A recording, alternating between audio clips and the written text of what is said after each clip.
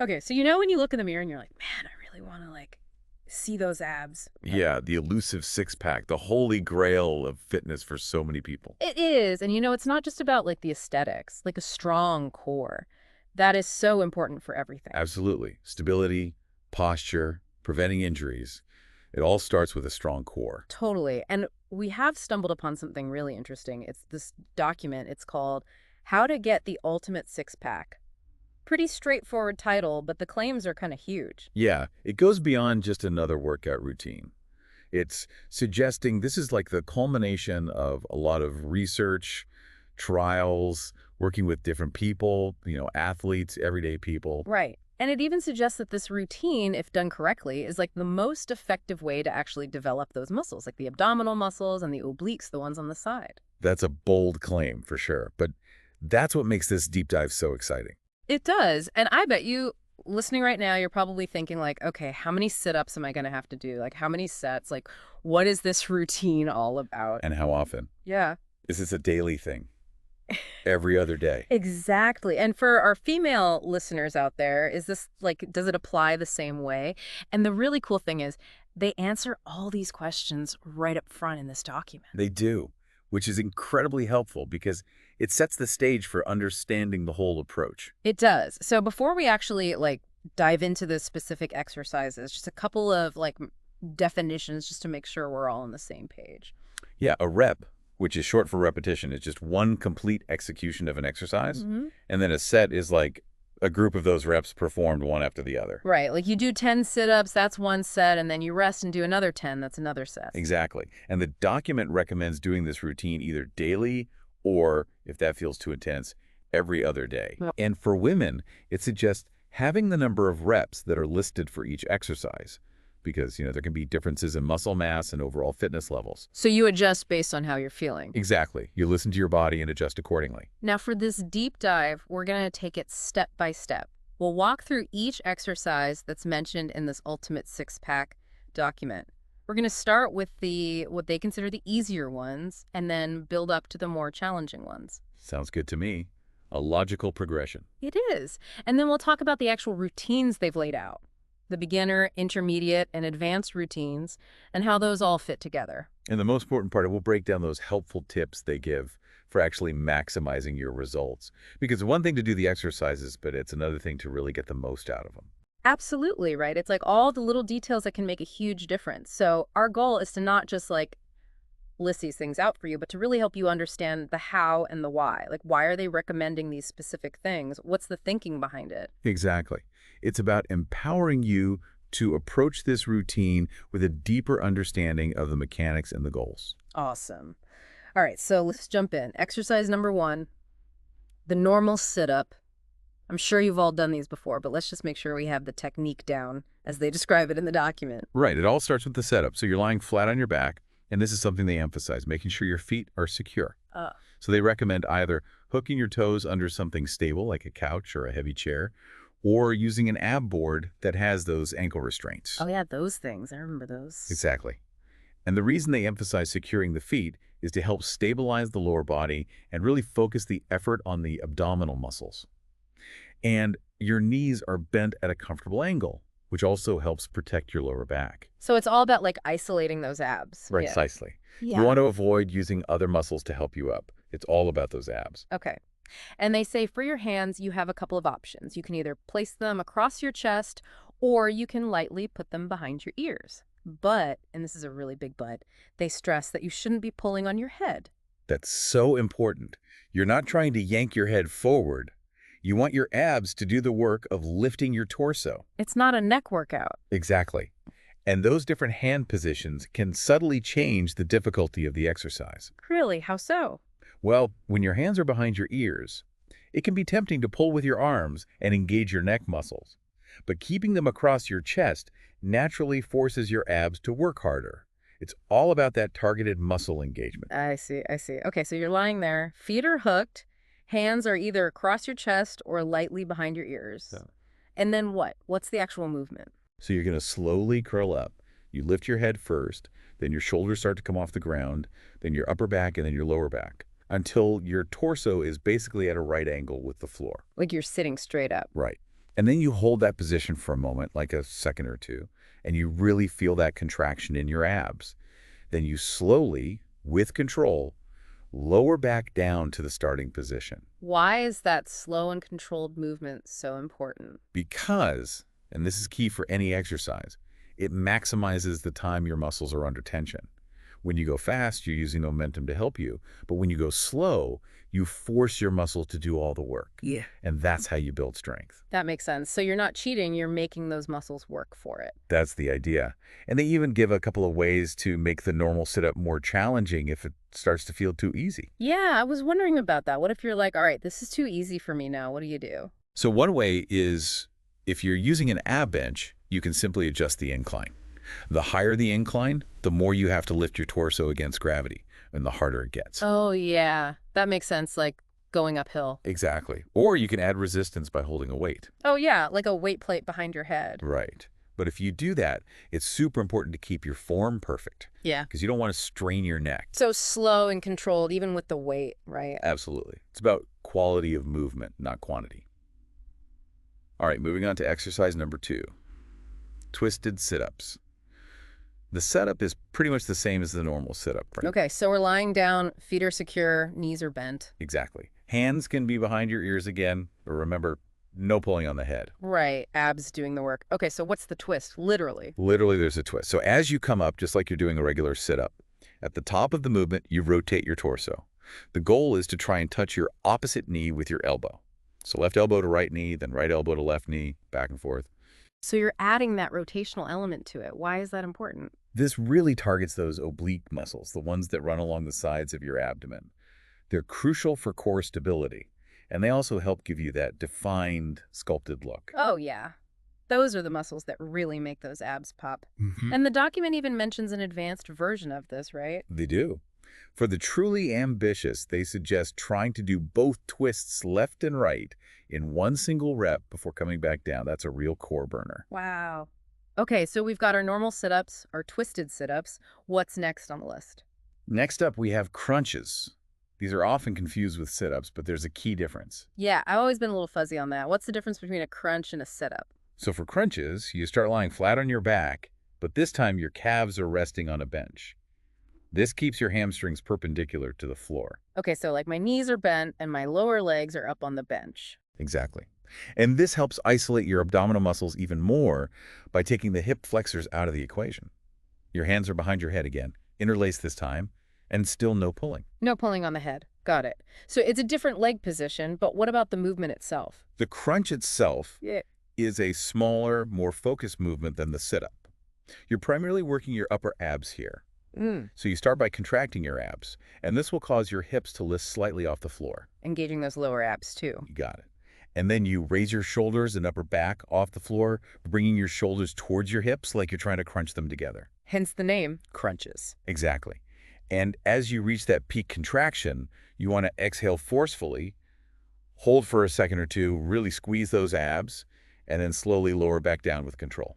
Why that forceful exhale? Does that do something? It does. It helps engage your abs even more by creating a stronger contraction. It's like you're really squeezing all the air out and tightening those muscles. Plus, it helps stabilize your core during the hardest part of the movement. After crunches, we move on to leg raises. This one is a killer for the lower abs. Oh yeah, those are the tough ones. The ones that everyone wants but hates to work for. Right. But they're so worth it for that sculpted lower belly. So for this one, you're lying flat on your back again. Your arms can be either by your sides, palms down for stability, or you can tuck them under your glutes if you need a little extra support for your lower back. Your legs are together, knees slightly bent, and your feet should be hovering just above the floor. This is your starting position.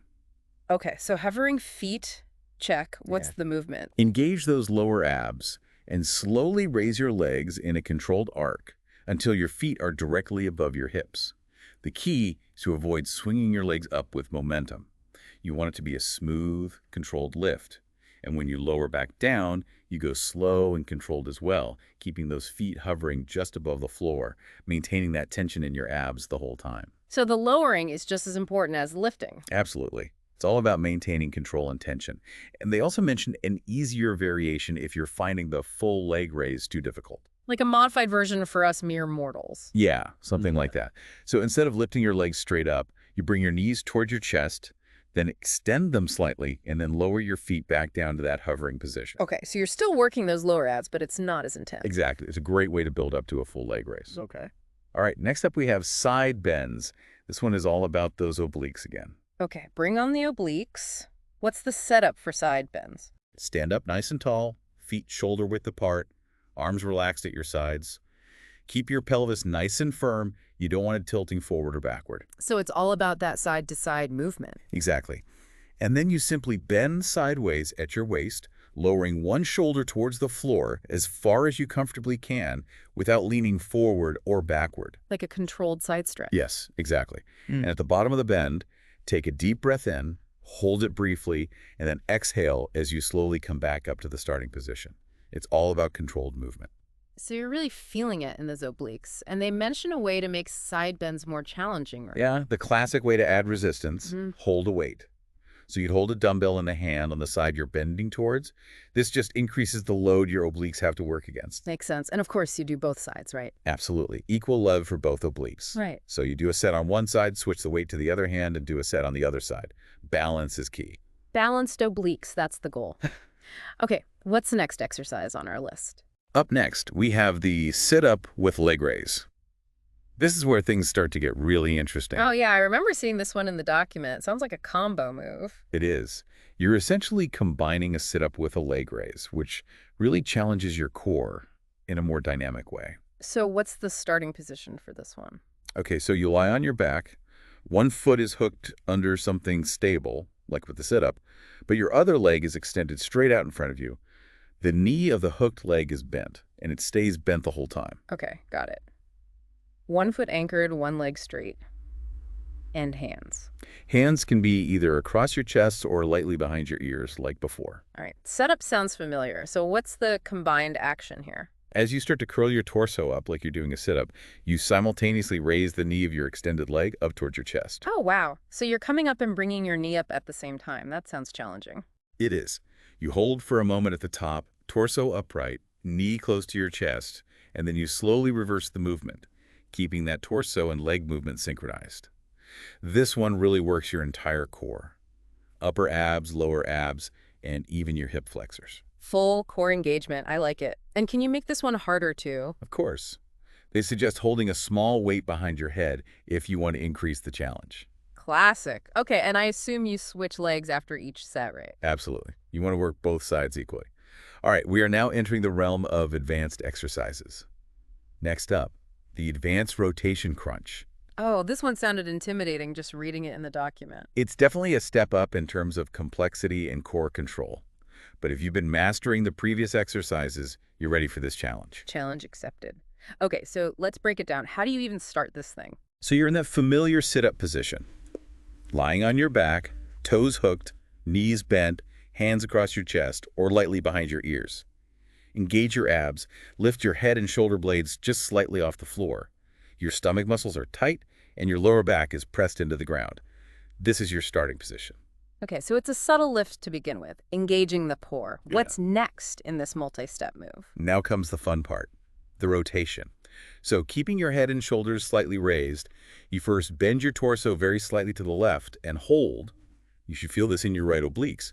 Then still bent to the left, lift your torso a little bit higher, holding again. This intensifies the contraction on those right obliques. So it's like a bend and then a lift, all while staying rotated to the left. That's it.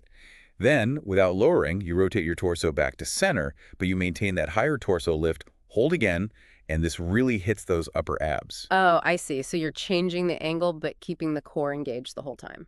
Exactly. Then, from that higher straight position, bend slightly to the right, engaging your left obliques this time, and hold. From there, still bent to the right, you lower your torso back down to that initial slightly raised height, hold again, and then finally straighten your torso completely and lower all the way back down to the starting position. Wow, that was a lot of steps. It's like a dance for your abs. It is. And they emphasize that you alternate the direction you start the rotation with. So half your reps starting with a bend to the left and then half starting with a bend to the right. You got it. This ensures that you're working both sides of your obliques evenly. And probably prevents you from getting dizzy. Probably. It's definitely one where you want to focus on the quality and control of each movement, not speed. Okay, we're on the last exercise. And it's another one that sounds like a real challenge. Yeah. The lower stomach vertical leg raises. This one is a laser-focused exercise for those lower abs. I'm ready for it. Bring it on. What's the key to really making this one effective? It's all about that pelvic tilt and lift. So you lie flat on your back, arms either by your sides for stability or tucked under your glutes for lower back support. Your legs are straight up in the air, toes pointing towards the ceiling. Okay, so legs are vertical. Check. Then what? You're going to contract your lower abs and lift your pelvis slightly off the floor. You might find yourself pressing down slightly with your hands for support, but the main driver of this movement is those lower abs. It's a small, controlled lift, and then you slowly lower your hips back down. The key is to avoid swinging your legs or using momentum. It's all about that controlled contraction of the lower abs. Exactly. All right, we've now gone through every single exercise outlined in this Ultimate Six-Pack document. True. That's a lot. But it's really helpful to break each one down like that. It is. But now the question is, how do you put all these exercises together into a complete workout routine? And the great thing is, this document has done that for us. They have. They have specific routines laid out for different fitness levels, right? They do. They have a beginner routine, an intermediate routine, and an advanced routine, which allows you to start wherever you are and gradually progress. I love that. So accessible to everyone. Let's start with the beginner routine. What does that look like? Okay, so the beginner routine focuses on those foundational exercises. Normal sit-ups, twisted sit-ups, side bends, and crunches.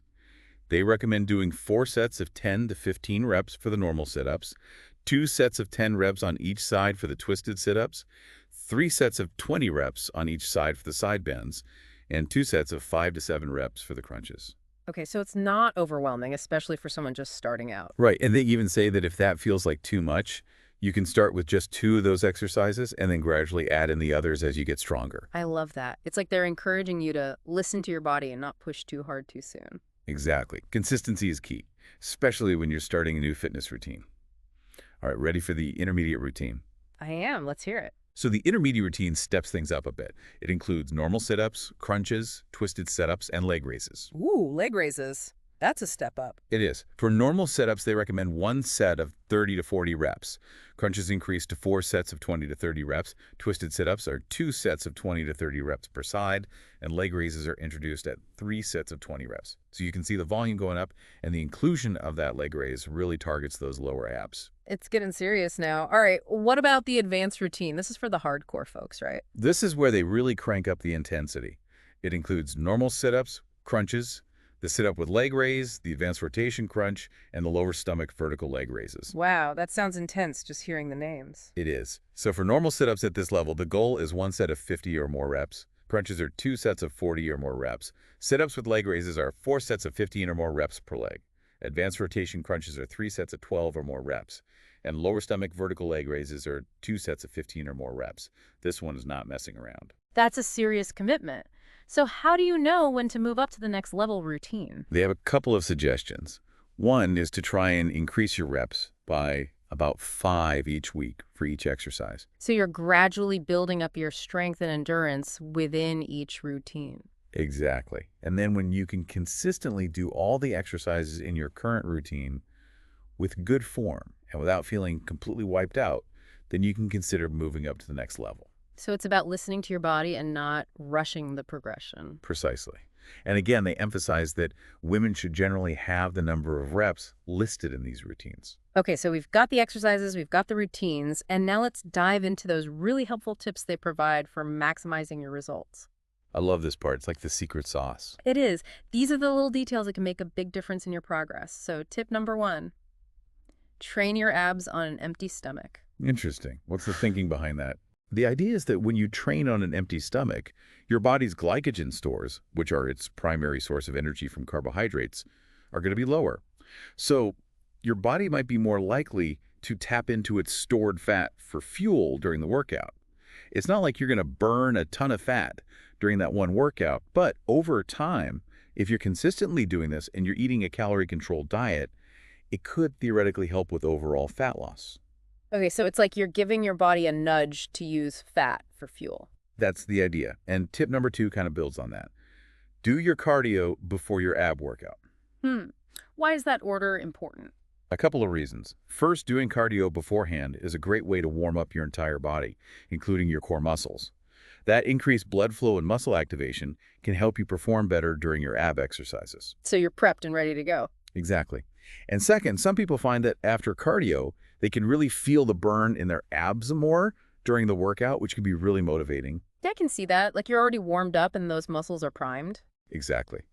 But it's worth noting that if your primary goal is maximizing strength gains, you might want to do your strength training first. It really depends on your individual goals. Good point. It's all about customization. Okay, what's the next tip? Tip number 3, flex those abs between sets. Oh, yeah, I've heard bodybuilders talk about this, like you're posing between sets. It might seem a bit silly, but there's some logic behind it. Yeah. First, consciously contracting and flexing those muscles helps keep the blood flowing to the area and keeps those muscles activated. This can enhance that mind-muscle connection, which can help you engage those muscles more effectively during your next set. So you're like reminding your body which muscles you're working. Right. And second, some people believe that this flexing over time can actually help improve muscle definition by increasing your awareness and control of those muscles. Like you're sculpting them with your mind. Something like that. Okay, tip number 4 is about those rest periods between sets. They recommend keeping it relatively short, between 30 and 40 seconds, and initially aiming for under a minute. Why is short rest so important for ab training? Keeping those rest periods short helps maintain a higher intensity throughout your workout. This can lead to something called metabolic stress, which is one of the key things that triggers muscle growth. Plus, it keeps those muscles engaged for a longer period, which can help with endurance and definition. So you're basically not letting your muscles fully recover before you hit them again. Exactly. But it's important to balance that with maintaining good form. If you need longer rest to do the exercises correctly, then take longer rest, especially when you're first starting. Good point. It's always better to prioritize good form over shorter rest. All right, what's the final tip, the grand finale? This one is the most important, and they even say it directly in the document. Your diet is the main factor in how your abs will look. Oh yeah, I've always heard that abs are made in the kitchen, not the gym. It's true. You can do all the ab exercises in the world, but if you have a layer of fat covering those muscles, you're not going to see them. So it's all about that calorie deficit and eating clean, right? Exactly. You need to create a calorie deficit through a combination of healthy eating habits and portion control. Focus on nutrient-dense foods like lean protein for muscle repair, complex carbs for energy, and healthy fats for overall health. And of course, limit processed foods, sugary drinks, and too much unhealthy fat. So it's not just about doing these exercises, it's about fueling your body in a way that supports both fat loss and muscle growth. Exactly. Like a holistic approach. It's about creating a lifestyle that supports your fitness goals. I love that. So we've really broken down this entire ultimate six-pack routine. We talked about each exercise, the proper form, the different routines for different fitness levels, and all those helpful tips for really getting the most out of it. It's a really comprehensive approach to core training. It is. It's well-structured, it's progressive, and it's adaptable to different fitness levels. And it emphasizes that combination of exercise and nutrition, which is so crucial. Couldn't agree more. It's not just about doing crunches until you drop. It's about making smart choices both in the gym and in the kitchen. Exactly. So as we wrap up this deep dive, I want to leave you with this thought. Imagine incorporating even just a few of these specific techniques and exercises into your own fitness routine. What if, by focusing on these small details and being consistent, you could actually shift your understanding of your own physical potential? What if those abs you've always wanted are actually within reach if you approach it with this kind of dedication and knowledge? Something to think about. I like that. It's about empowering yourself to make positive changes, to take control of your fitness journey. Exactly. So I encourage you as you go about your day to think about which parts of this routine really resonated with you. What are you going to experiment with? What changes are you going to make? And most importantly, how are you going to make those changes stick so you can see those results you've been working towards? Thanks for joining us on this deep dive. We'll see you next time. See you then. Keep pushing towards those goals. And remember, consistency is key.